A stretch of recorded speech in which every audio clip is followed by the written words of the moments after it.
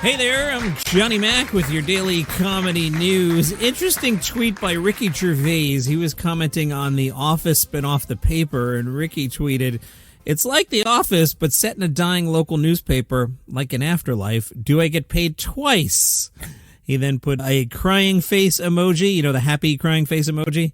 And there's got to be a little truth to that. Fox had their upfronts. My former coworker Jamie Foxx was there and did an impression of President Donald Trump mispronouncing Tesla. Send your letters to Jamie Foxx. Dennis Leary was there. He told the audience to F off because there was a Knicks pep rally growing outside the Garden. The Knicks lead the Celtics 3-1 in a very entertaining basketball playoff series that I've been watching. David Letterman was at the Fox Upfronts. He was lifted in the air by Michael Strahan in an effort to promote IndyCar racing. We also learned in Upfront season that famous comedy series, you know, that hilarious best comedy ever, The Bear, you know, that one with all the jokes left and right. You can't stop laughing watching The Bear. It'll be back June 25th on Hulu. They're doing that annoying binge release thing. So, like, I don't know about you. I can't sit and watch 8-10 episodes of something on a Wednesday night, but then you wake up the next day and Vulture's like, the shocking death in episode 9 of The Bear. And, like, there's a picture of Carmi. And you're like, really? It's a pet peeve of mine with the entertainment website spoiling everything. At the Amazon Upfronts, they announced Barbershop, which will star Jermaine Fowler. New adaptation will follow Travis Trav Porter, played by Fowler, who's following in the footsteps of his grandfather, a legendary barber at the iconic Calvin's Barbershop in Chicago. The logline, although the barbers are new, the shop remains just as lively, the customers just as argumentative, and the fades are still the deepest in the city because at Calvin's, the community comes together for way more than just a haircut. The reviews for Tom Segura's Bad Thoughts are very strong. Minor spoiler here. The AV Club said to say that Bad Thoughts is messed up doesn't really do it justice. A lot of TV comedies try to be edgy or dark without getting anywhere near the demented through lines of these sketches. Each of these 6 short episodes could be easily named after bodily fluids or different worlds for genitalia. Fox News had some details of the Kreischerr and Tom Segura 5K from a while back. I don't know why it took a week for a recap to show up, but one did show up. Segura told Fox News Digital, I guess he was out promoting a show, so that would make sense. We mistakenly said that we should do 5Ks every year, and so now we have thousands of people coming out. We're at Raymond James Stadium, and we're doing a 5K. We have like 6,000 people who come through here throughout the day. This all started with us fat-shaming each other, something you're not allowed to do, I guess. And we did it publicly on the biggest platform in the world, on Joe Rogan's podcast, and so our approach to this has always been lighthearted fun. You bust your buddy's chops. That's kind of how we operate, and I mean, this is great. Just a way to bring people together and do something really good for yourself and then negate it all afterwards. So it's have fun and then party. It's honestly, Jelly getting behind this race really kind of inspired a lot of people to try and change a little bit. I mean, we're looking at one lady who was 500 pounds. That guy over there lost 120 pounds, and that's awesome. Matt Rife will star in the movie The Escort. The Escort follows a reckless, flirtatious flight attendant on the brink of losing everything who's unexpectedly tasked with minding a neurotic 14-year-old on his solo flight to boarding school.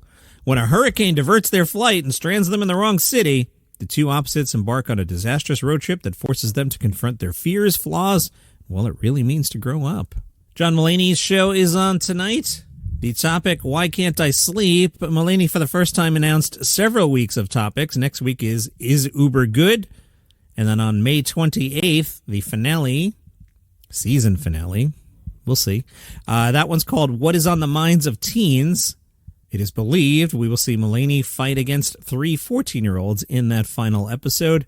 My commentary there on season finale, did a story about a week ago where Robbie Proff from Netflix didn't exactly say that the show was coming back, even though it had reportedly gotten a 2-season pickup. I'm not sure Netflix is that hot on this one.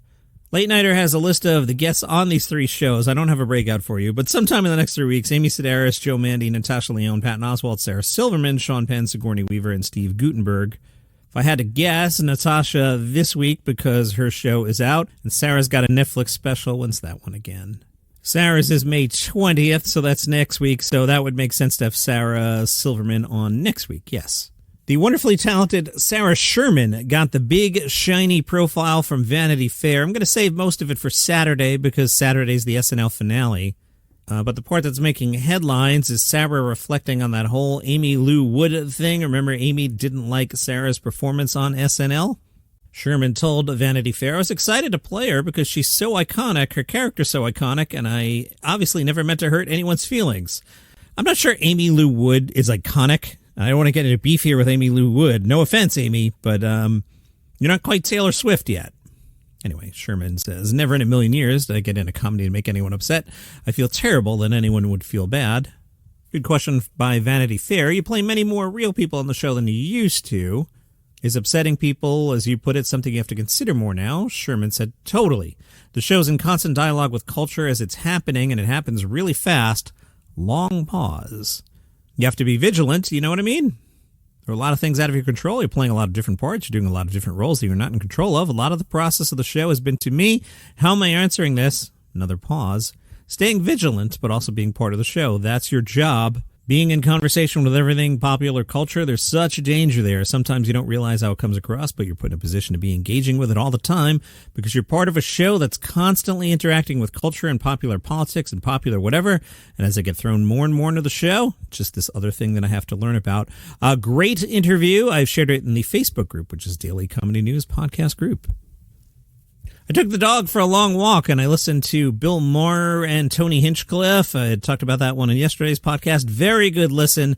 They talked a lot about politics, but it was a smart discussion. Really enjoyed it. Tony explained the whole garbage joke. Very good listen. Bill, Club Random. And I find if you woke me up at 3 in the morning and said, hey, are you a Bill Maher fan? I'd probably at 3:01 be like, no, I don't think so. I don't hate the guy, but I'm not a fan. And yet, more often than not, I find the interviews on that podcast to be very, very compelling. So check out Tony Hinchcliffe on Bill Maher. Speaking of podcasts, I forgot to do this story last week, so let me get this one in. Did you see the Golden Globes added a new award? It's going to be for Best Podcast. Bert Kreischer commented, we're dying to know how this will work. The Golden Globe says the category will honor cultural and creative impact. Kreischer asked, if it's just about popularity, what's the point? Just hand it to Rogan every year, and I think he deserves it. But if you really value substance and message, then it should be voted on. That's what makes it interesting. If Kreischer had his way, he'd present the Best Podcast Award exactly how podcasting rose to power. I'd do it over Zoom. 3 squares on screen, one for the Globes, one for the audience, and one for me. And I'd open with an ad read. I'd be like, this category is brought to you by BetterHelp. So this got me thinking, if we can somehow, we're asking a lot, but if we can somehow get this podcast to be nominated for Best Podcast, and we can somehow get Joe Coy another opportunity to host the Golden Globes, then I could sit there and make a face, and then we could bring the whole bit full circle. I don't think any of that's going to happen, but a boy can wish. On Gossip Corner, customers in a London bakery were left stunned when a top comedian was spotted working there. Romesh Ranganathan was at Coughlin's Bakery. He was wearing a baseball cap and hoodie, and he blended in with the crowd. He was seen selling delicious baked goods. Why, you ask? He actually co-owns part of the franchise. And if you were hoping to see British stand-up comedian Stuart Lee come to the U.S., he's not coming anytime soon. He has joined the list of comedians who are afraid that they'll come here and get deported or something. Stuart Lee told Channel 4 News, I wouldn't work in the States at the moment. I'd worry about them going through my jokes and ending up spending 2 days locked up without my heart medication. I just worry about it. He said he recently turned down an offer to perform his new show, which is titled Stuart Lee versus the Man-Wolf, for a week at a venue in Chicago. At the moment, I'd have to take a huge set of American Cityscape and 2 full-size werewolf costumes. I'd have to get those through American Customs at the moment. He then had some thoughts on current notable American politicians, and that's not why we're here. So if you're curious, you can Google Stuart Lee. But I'm sure you can figure out what his opinions are. And that is your comedy news for today. I will see you tomorrow.